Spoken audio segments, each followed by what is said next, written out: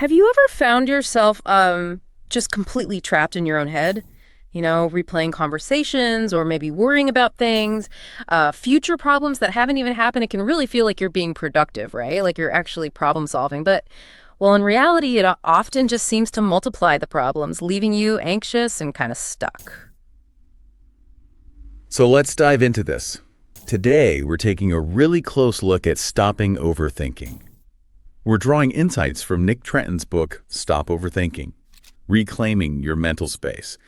And our mission really is to pull out some practical science-backed strategies, things you can use to quiet that mental noise and hopefully get back some clarity, productivity, and maybe just more joy. Yeah, it's fascinating because overthinking is, at its heart, it's actually survival instinct. It's just kind of gone haywire in our modern world.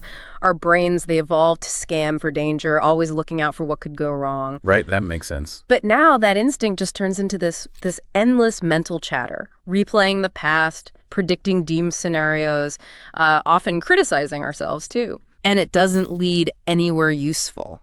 Exactly. No real action comes out of it. It's like, having 20 apps running in the background on your phone. Drains the battery. Totally drains your mental battery. It ramps up anxiety. And honestly, it costs you being present, costs you opportunities right now. So the first big step, really, is just recognizing overthinking for what it is. Which is? Just mental noise. It's not the absolute truth. Okay, recognizing it is one thing. But if you're really caught in that loop, how do you actually act on that? How do you start? That's where Trenton's practical advice comes in. He gives really actionable techniques to shift from just, analyzing forever to actually doing something grounded. Like what?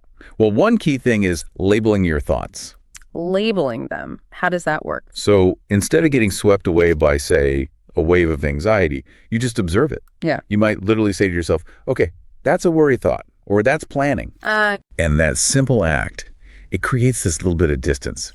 It helps you see the thought as just a passing mental event, not some kind of command or reality. Right, so you detach from the emotion of it a bit. Precisely. It loosens its grip. That sounds like it could create some immediate space. And then what? He mentions grounding techniques too, right? I saw something about a 5-5-5 method. Yes, exactly. Okay. The 5-5-5 method is super simple, but quite powerful for grounding.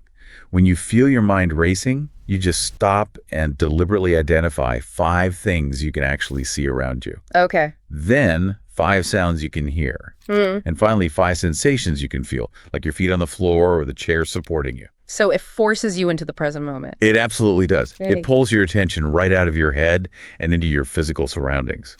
It's like a reset button that short circuits the overthinking loop. That's very practical. There was another strategy that sounded a bit, counterintuitive. Scheduling worry time. Yes. It does sound odd scheduling time to worry, but it's incredibly effective. It's all about compartmentalizing. Instead of letting worries just pop up whenever and bleed into your whole day. Which they definitely do. Right. You set aside a specific short time block, maybe say 15 minutes in the afternoon. And that's your dedicated time to actively think about those concerns. And if a worry comes up outside that time, you acknowledge it, maybe jot it down quickly and mentally table it. You tell yourself, okay, I'll deal with that during my worry time. So you're training your brain. You're training your brain to contain the anxiety, basically. It gives your mind permission to let go of the thought during the rest of the day, knowing it will be addressed. So thinking about all this, what does it really mean for you listening right now? Well, it seems stopping overthinking isn't about, shutting down your brain entirely. It can't be. No, not at all. It's more about thinking better, choosing clarity over that mental chaos, choosing action instead of just endless analysis, getting some peace back. And think about this.